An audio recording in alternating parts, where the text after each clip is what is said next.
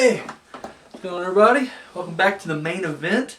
I'm Daniel. Yes, I am inside of my Rocco onesie from the awesome show from my childhood, Rocco's Modern Life.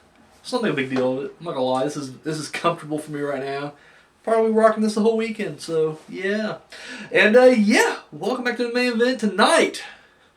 We're in the NWA Capital Combat. Capital Punishment. Capital Combat. It's one of the two.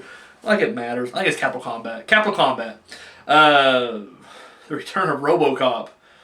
That was a real thing. That's what I think is hilarious is how old school NWA WCW fans will bash about how cartoony the WWF was in the 90s, but they gloss over shit like this. I don't know. Anyways, so let's get into it. We're going back to May 19th, 1990. We're at the DC Armory in Washington, D.C. And we're in front of over 7,000 fans. And the main event inside of a steel cage world title match. We got Lex Luger going up against Ric Flair with Woman in his corner. Alright, so let me just say right now, I was super hyped for this match, but it's a cage match, right? We'll get to that here in a second, I guess. But this is the fourth time that we've seen Luger and Flair clash on a main event in the pay-per-views. So it's like I said, and honestly, each match has gotten progressively better. So I mean, initially I was pumped. I'm like, we're putting this shit in a steel cage, even better. Let's do it. Let's just jump into this thing. All right, so. We'll build up first. I'm sorry. This match got me all discombobulated. I'm not gonna lie. The rant is building up in me right now, and I'm trying to suppress it. Let me get back to business. All right, the build up. We all remember. Of course, you remember Sting a while back ago was injured. He was supposed to, take on Flair. Of course, he didn't because the Horseman took him out. So, the Luger took his spot. They had a match. What was the last event they were at? Wrestle War, was that it? Almost had a match won. Luger almost had a match won. However, the Andersons attacked Sting and then attacked him, but the referee was just like, I'm just going to keep counting this count out. And of course, Luger was counted out as well. So, the officials decided that was complete bullshit, rightfully so, and they decided to have a rematch, but this time inside of a steel cage. Because, honestly, that's probably the best way to prevent outside interference and all that stuff. Of course, in the build up to this, two people joined the Horsemen, which I guess if you still call it the Four Horsemen. Ole became more of a manager, so you had Ric Flair and Arn Anderson. They were joined by Sid Vicious and Barry Windham. So there's your Horsemen right there. All right, it's a fucking cage match. So right off the bat, I'm watching this because I knew going in Flair did not drop the belt to Luger. I don't know the results beyond that. I just knew that Flair did not drop the belt to Luger. I know he was waiting for Sting to come back. So, I was like, cage match? Oh, wow, here we go. This is it. We're going to get down to it. And once again, I was a big fan of the first three matches. Their first three main event matches were killer. Like, they got better each one. Like, as they progressed, they got better. And so, looking forward to this. And first thing I noticed was it was going to be like one of the, wasn't like the standard cage. It was like the cage like the Hell in a Cell type cage, like the cage that comes down around the entire ring. And of course, there's no top on it, but of course the top of the cage kind of bent inward like this. So even if you did try to climb in or out, it'd be very difficult. Like it's not impossible, I wouldn't think. It'd just be very difficult to do. Okay, so right off the bat, I'm kind of like, all right, but whatever, let's do this. And they never quite explained the rules because I'm assuming it's a cage match. Anything goes. Apparently that's not the case. And one funny thing early on is we got the camera guys in the ring, like right there, and you can just tell it's bugging the shit out of Luger and Flair. And at one point, Luger's like, all right, guys, get out of the ring. And they just don't. They're just like, nope, we're filming right here. This is what we're doing.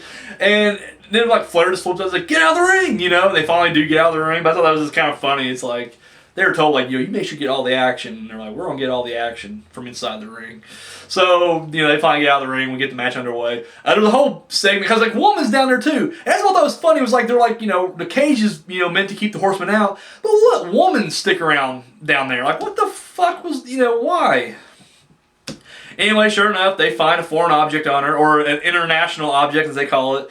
But yeah, so I'm like, right there, boot her ass out.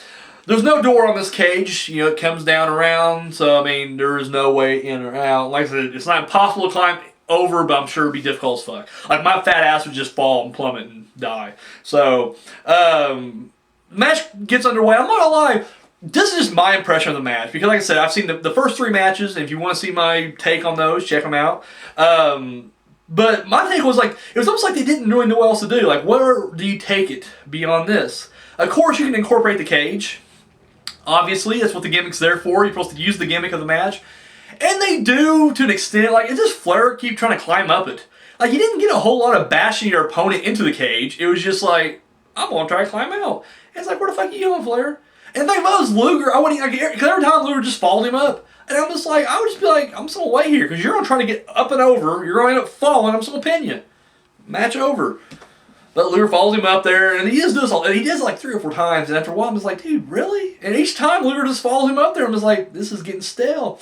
The match itself was about the same. Like, literally, I just felt like, I don't know, like I said, with each match, it got better because, I don't know, like the dynamics changed a little bit, and like, especially that second match, dude, when him and Luger fought, like, Luger, I got more technical in that match, and I really dug that. Here, it was just like, I don't know, they were both on autopilot, it felt like. I mean, maybe because, I'm not sure if that's the case or not, but it just felt like, maybe Luger was just like, I'm not getting the title anyways.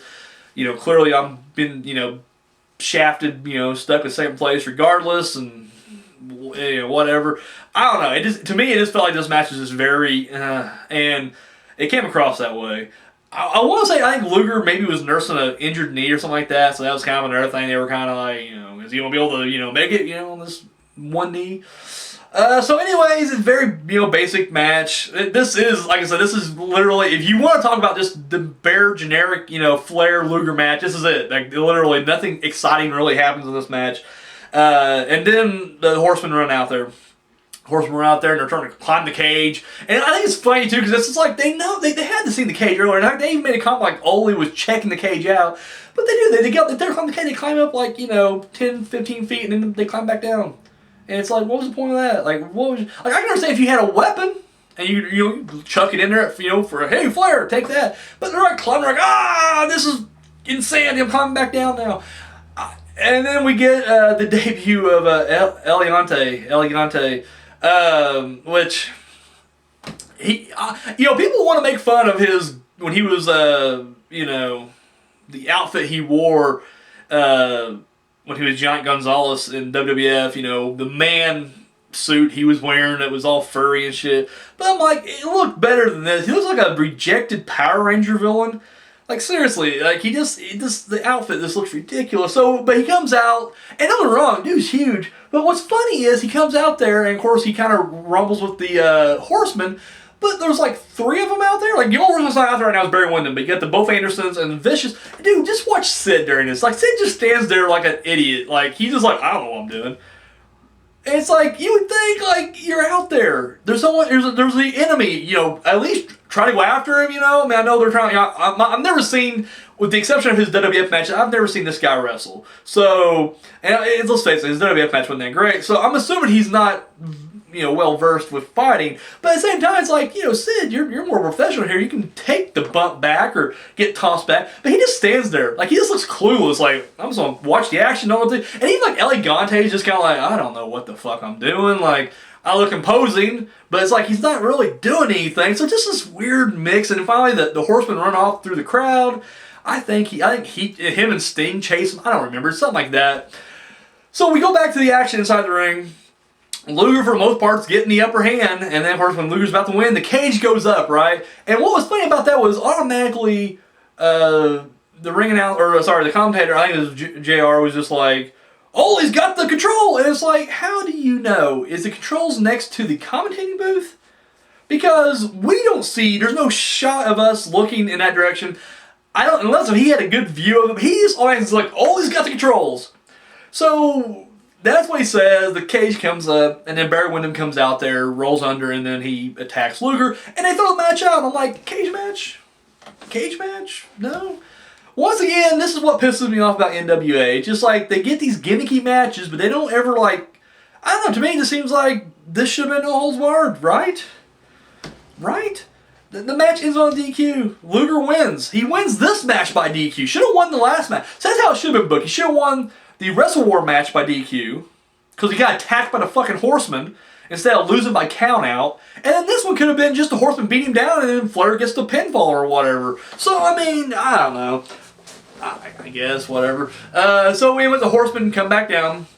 Minus Ole, which then you could be like, well, I guess it must, because when the cage comes up, you could easily just be like, well, the damn Horseman must have got a hold of that control. You don't know it's Ole right off the bat.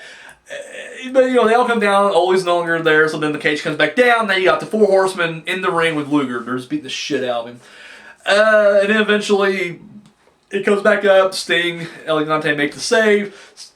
Sorry, Sting's fighting him off. Apparently he's healing up now. And of course he's chasing him back there, and Elegante just don't know what he's doing. He's just kind of like, who am I going after here? Like at one point, like Sting's chasing him up this way, and Elegante's kind of following, and then like Sting's like, I'm going back to the ring, check on Luger, and Elegante's like, oh, am I going with you now? It was just awkward all around. So yeah, that was pretty much the match right there. That was the match, the cage match that ended in a DQ. Fuck off, like seriously, fuck off. At all. If they would have announced early on. If it would have been like, guys, this is a standard match just surrounded by a cage, you know. Apparently countouts don't matter, but disqualifications will. Fine, I would have bought it a little bit. I would have swallowed that pill a little better, but instead we get this where it's just like, they don't tell you shit, and then when disqualification happens, I'm just like, really? Oh, bullshit. What complete, utter bullshit. So anyway, that's the match right there. Fallout for this match. Sting finally recovers completely, and him and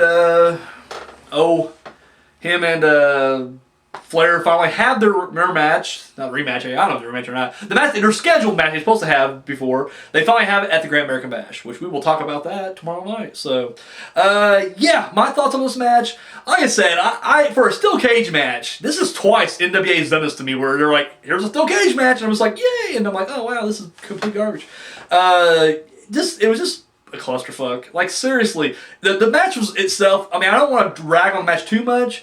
I did have high hopes for it. You gotta realize, like, coming to the NWA at all for me, I'm just kind of like, But then I started watching, I'm like, oh, it's not all bad. Some of it's, you know, crap, and but there is some good stuff in there.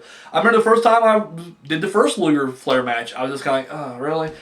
And it turned to be okay. And I was like, oh, we're getting a rematch. I'm a little more happy about that. And then we was going to get the third match. And I remember kind of being a little iffy just because I was like, it's so long. And I just got done watching the Royal Rumble, but I watched it. I was like, wow, damn good. Like the best of the 3, probably. I don't know. The second match was pretty good too. But either way, I was like, damn good match. So I was actually hyped for this one. I was like, yes, we're going to sell this shit in a cage. And then it ends like this. I'm just like, this is why I don't like the NWA.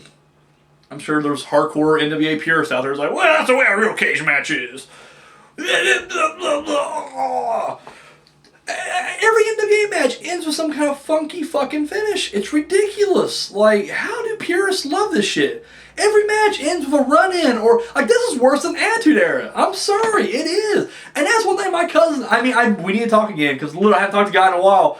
Literally, every time I talk about the Attitude Era, he's like, it's a bunch of, crappy finishes and just overbooking. I'm like, that's all I've been seeing on the NWA so far. Like, literally, every NWA match ends with some kind of screw job or stupid finish that I'm just like, what the fuck? But I don't know.